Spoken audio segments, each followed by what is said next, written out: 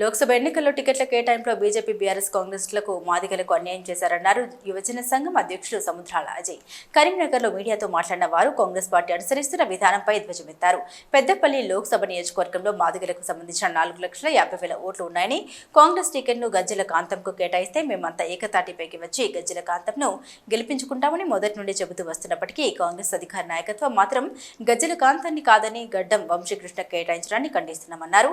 బాబాసాహెబ్ అంబేద్కర్ రాజ్యాంగంలోని రిజర్వేషన్లను గత 3 తరాలుగా కాక కుటుంబం అనుభవిస్తుందన్నారు. ఇప్పటికైనా కాంగ్రెస్ అధినాయకత్వం స్పందించి వంశీకృష్ణ కాకుండా గజ్జెల కాంతంకు టికెట్ను కేటాయించాలని వారు డిమాండ్ చేశారు. లేకపోతే వేలాదిగా మాదిగలంతా గాంధీ భవన్ కు చేరుకుని ముట్టడిస్తామని హెచ్చరించారు. ఈ కార్యక్రమంలో గోష్కి శంకర్, సుద్దాల లక్ష్మణ్, గజ్జెల అనంతరావు తదితరులు పాల్గొన్నారు.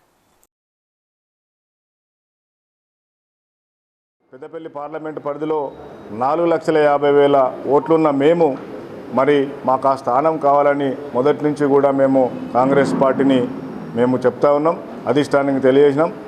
అయినప్పటికీ కూడా మరి మొన్న గడ్డం వంశీ పేరును మరి కాంగ్రెస్ పార్టీ అనౌన్స్ చేస్తూ ఉంది. మేము అడుగుతూ ఉన్నాం, డాక్టర్ బాబాసాహెబ్ అంబేద్కర్ పెట్టిన రిజర్వేషన్లో కేవలం గడ్డం వెంకటస్వామి కుటుంబం గత 3 తరాలుగా మరి వెంకటస్వామి గారు కానీ, తర్వాత వివేక్ కానీ, అతని మనమడు వంశీ కానీ మరి గత 30-40 ఏళ్ళుగా మరి డాక్టర్ బాబాసాహెబ్ అంబేద్కర్ ఇచ్చిన రిజర్వేషన్లు ఒక మీ కుటుంబానికే మరి పరిమితం అని చెప్పి మేము ఈ సందర్భంగా అడుగుతా ఉన్నాం.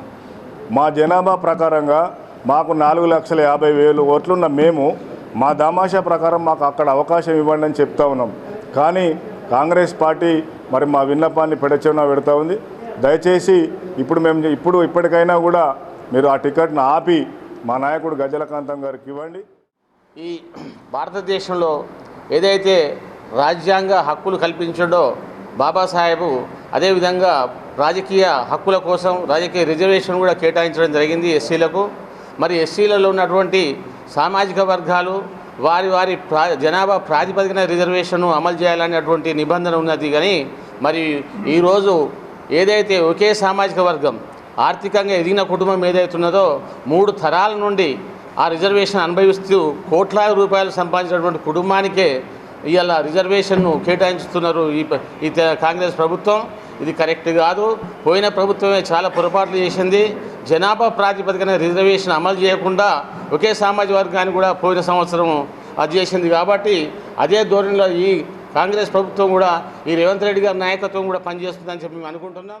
కాంగ్రెస్ పార్టీ కూడా మాదిగలకు న్యాయం చేస్తుందని చెప్పి మేము చాలా ఆశతో ఎదురు చూసినాం. మరి అది కూడా లేదు. కాంగ్రెస్ పార్టీలో కూడా మాకు ఎలాంటి ప్రాతినిధ్యం దొరకలేదు. మరి ప్రతి ఉద్యమంలో తెలంగాణ ఏర్పాటు చేయడానికి ఉద్యమంలో పెద్ద రౌండ్ టేబుల్ సమావేశాలు ఈ ఎమ్మెల్యేలను ఇప్పుడైనటువంటి ఎంపీలను అందరూ పిలిచి కూర్చోబెట్టి రౌండ్ టేబుల్ సమావేశంలో కూర్చోబెట్టి చర్చించి తెలంగాణ రావడానికి ఈయన ఎంతో శ్రమ కూర్చున్నటువంటి గజ్జెల కాంతంకు టికెట్ కావాలని చెప్పి అహర్నిశలు పోరాడుతున్నాడు. అప్పటి నుంచి ఆయన పక్క పెట్టి మళ్ళీ అదే ధనము ఉన్నటువంటి కుటుంబానికి ఎంపీ టికెట్ ఇవ్వడం ఎంతవరకు కరెక్ట్? మరి అందరినీ అసెంబ్లీలలో ఎంపీ సీట్లలో నింపుతూ ఉంటే మరి మాదిగల పరిస్థితి ఏం కావాలి?